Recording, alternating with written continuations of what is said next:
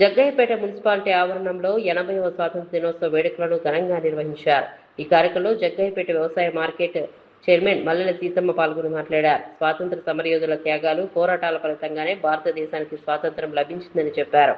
మహాత్మా గాంధీ, భగత్ సింగ్, సుభాష్ చంద్రబోస్, అల్లూరి సీతారామరాజు వంటి మహనీయుల త్యాగాలను దేశ ప్రజలు ఎప్పటికీ మరవకూడదని అన్నారు. స్వాతంత్రం అంటే కేవలం బ్రిటిష్ పాలన నుంచి విముక్తి పొందడం మాత్రమే కాదని ప్రతి పౌరుడికి సమాన హక్కులు, గౌరవం, స్వేచ్ఛ, సంక్షేమం అందినప్పుడే నిజమైన స్వాతంత్రం సార్థకమవుతుందని చెప్పారు.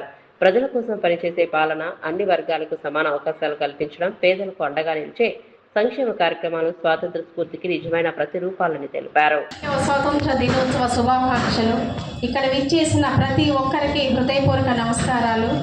స్వాతంత్ర దినోత్సవం సందర్భంగా ఎంతో గనులు, గొప్పవారు ఈ పోరాటంలో పాల్గొని మనందరికీ ఈరోజు ఇంత స్వేచ్ఛగా మనమందరం తిరగలుగుతున్నాము, మాట్లాడగలుగుతున్నామంటే వారిచ్చిన ఒక స్వేచ్ఛను బట్టి, వారిచ్చిన మనకి ఈ ధైర్యాన్ని బట్టే మనం ఈరోజు ఇక్కడ నిలబడి మాట్లాడగలుగుతున్నాము. ఇంత గొప్ప విజయాన్ని ఇచ్చిన ప్రతి ఒక్కరికి, మనకి తెలిసిన వారు కొందరు, తెలియని వారు ఎంతో గనులు, గొప్పవారు ఉన్నారు.